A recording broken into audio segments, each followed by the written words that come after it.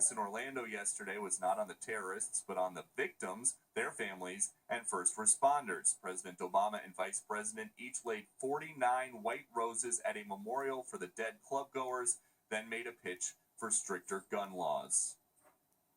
The notion that the answer to this tragedy would be to make sure that more people in a nightclub are similarly armed to the killer defies common sense. And new records from Omar Mateen's time as a security guard show he was a very skilled marksman, always scoring nearly perfect scores in accuracy tests using the same kind of gun that he used here on Sunday. Back to you. All right, Peter Ducey live in downtown Orlando, right over by the Pulse nightclub. Peter, thank you. We're learning so much about him. He had signs of aggressions in elementary school and middle school. He had tried to join the police academy down in Florida, wasn't able to because of his past, because he'd been suspended so many times from school. 2 trips to Saudi Arabia need to be investigated, one of which was sponsored by NYU right here in New York. Meanwhile, let's look into his background and could he have been stopped. But roughly 5 weeks before he actually made the purchase and also ultimately would pull off this killing, he went to a gun store, allegedly. And he went in there and asked for soft and hard body armor. And when he couldn't get it right away, he evidently walked outside, was talking on the phone in Arabic.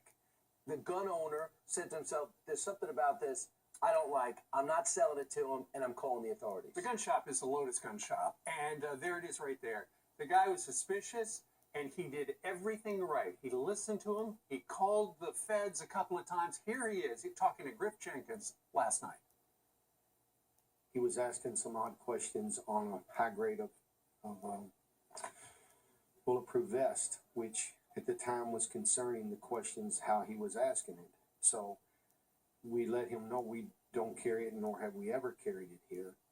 And when he did, he pulled away and got on his cell phone and he was having a conversation with someone of a foreign language. At that time, it kind of keyed him in that this is odd, him having that conversation and asking for the body armor. So his next question after he got off the phone was bulk ammo, which he just implied that we didn't have bulk ammo. So at that time he left the store, but it was concerning. So they had a little meeting and they contacted the authorities on it, that he was suspicious. Had a conversation in a foreign language. What does that tell you? That he might not have acted alone? Well, here's we don't know who he was talking to. He could have been talking to his wife. So here you look at that guy. That guy called the FBI twice. And then you look at one of the other dots that was missed. One of his former colleagues at the security firm down in Jupiter, Florida, he said, this guy's always talking about killing people. They alerted people. And then Brian mentioned yesterday that Disney contacted the feds and said, hey, back in April, we got this guy on video casing the joint. Wow. So why did they miss so many opportunities to say this guy's a problem? James Kallstrom, former FBI assistant director, thinks he knows what's going on inside the FBI. The rules of engagement, what the Bureau is being told about what they can do and what they can't do. They can't go sniffing around anything to do with Muslims.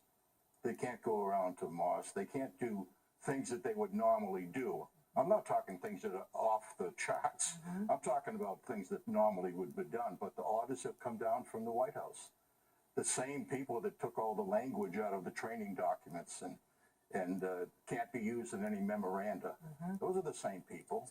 If what James Kallstrom saying is true, it is devastating and it's ominous for all of us in America if the FBI has handcuffs on and we're told you better not do that. That's why I really hope that James Comey will find a way to speak up and speak out for those men and women working in the field who are taking who are getting a lot of people questioning what they're doing out there, allowing the San Bernardino thing to happen and this to happen.